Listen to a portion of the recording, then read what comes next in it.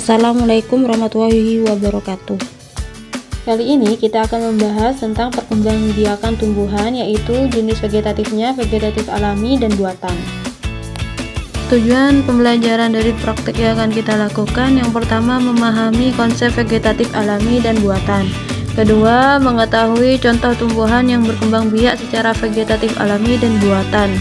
Yang ketiga, mengidentifikasi kelebihan dan kekurangan masing-masing metode. Pengertian vegetatif. Vegetatif adalah proses perkembangbiakan tumbuhan tanpa perkawinan.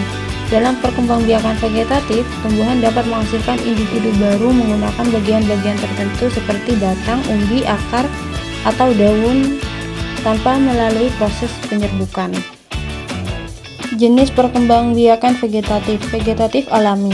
Perkembangbiakan yang terjadi secara alami tanpa campur tangan manusia, mencangkup umbi batang, umbi lapis, umbi akar, geragi atau stolon.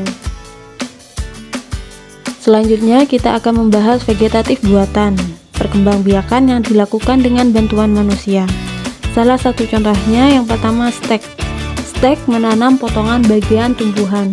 Contohnya ada ketela pohon dan mawar. Selanjutnya cangkok membuat akar pada batang yang masih terhubung pada induknya, contohnya mangga dan jambu. Selanjutnya okulasi. Okulasi menempelkan mata tunas ke batang lain, contohnya jeruk dan durian. Selanjutnya sambung atau enten, di mana menyambungkan batang atas dan bawah, contohnya alpukat dan rambutan. Selanjutnya merunduk atau melengkungkan batang ke tanah agar berakar, contohnya seperti melati. Pada video, perkenalkan, nama saya Safira Yuniasari dengan NIM 858928128. Selanjutnya, saya Sidiatus Saleha dengan NIM 858927244. Halo, perkenalkan, nama saya Mujitam Safitik Santiyo dengan NIM 85892272237. Perkenalkan, nama saya Salmatasya Nabila dengan NIM 858892729. Perkenalkan, nama saya Siti Susanti.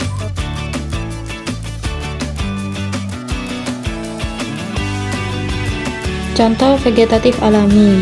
Yang pertama ada pohon pisang, di mana perkembangbiakannya adalah bertunas.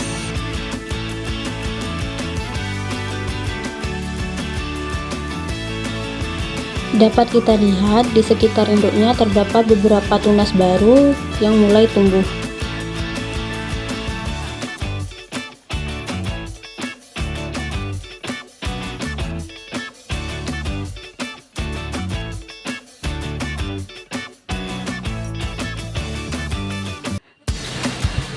Bertunas.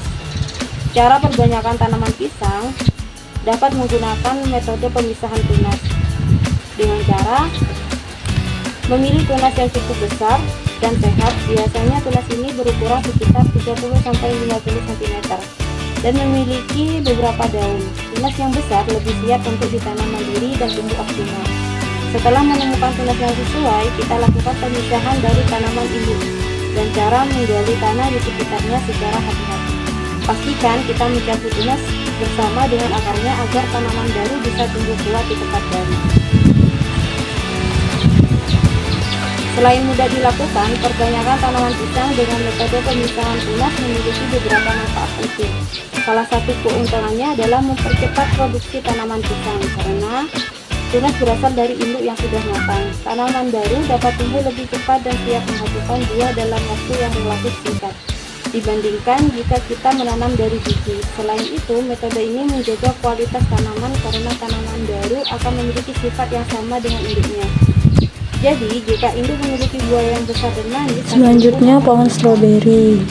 Metode ini secara stolon atau geragi atau peralatan tambahan sehingga sangat efisien, terutama bagi petani atau mereka yang ingin memperluas kebun pisang.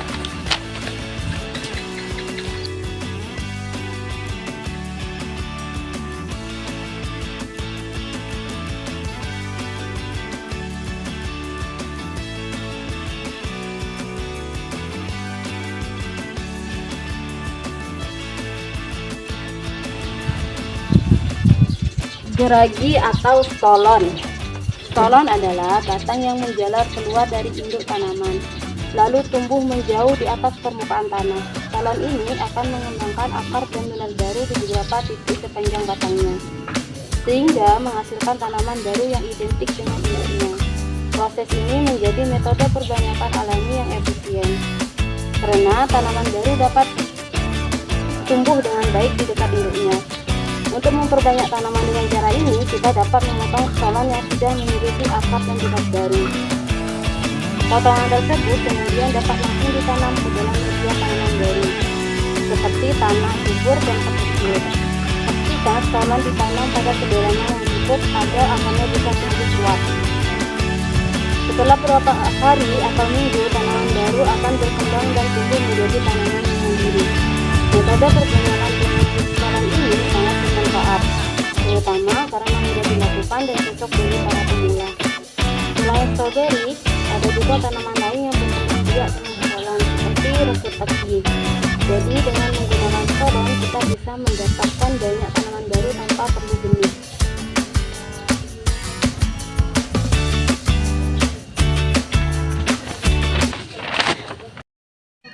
Kunyit merupakan tanaman boga yang berkembang biak dengan akar rimpang. Rimpang adalah batang bawah tanah yang tumbuh horizontal dan berfungsi sebagai alat perbanyakan vegetatif. Bagian rimpang yang sehat dan memiliki tunas atau mata tunas dapat dipotong dan ditanam kembali untuk menghasilkan tanaman kunyit baru. Proses ini memungkinkan tanaman kunyit berkembang biak tanpa menggunakan biji. Dalam kesempatan kali ini, kelompok kami akan melaksanakan praktikum perkembangan vegetatif buatan dengan cara mencangkok. Adapun alat, bahan, dan langkah-langkahnya akan saya jelaskan pada cuplikan video berikut ini. Pertama yaitu pohon jambu. Bahan tanam menggunakan kokopit, tali, plastik, dan pisau. Yang pertama, lakukan sayatan dengan membentuk lingkaran. Gunakan pisau yang tajam agar lebih mudah mempraktekkannya. Setelah selesai, jangan lupa bagian atas kita buat sayatan juga membentuk lingkaran agar mudah dikelupas kulit batang pohonnya. Kemudian kita kelupas kulit batang pohonnya, lalu setelah terpisah kulitnya, kita bersihkan kambiumnya dengan cara mengeruknya. Kalau kambiumnya sudah dirasa bersih, maka kita langsung tutup media cangkok dengan kokopit yang sudah kita siapkan. Selesai kita mengikatnya, pada hari ke-15, sebagian besar batang yang dicangkok menunjukkan pertumbuhan akar yang mulai terlihat di media tanah. Warna akar yang muncul cenderung putih kekuningan, menunjukkan proses regenerasi yang berhasil. Dari beberapa batang yang dicangkok, sekitar 80% berhasil menunjukkan tanda-tanda pertumbuhan akar yang sehat. Semoga bermanfaat.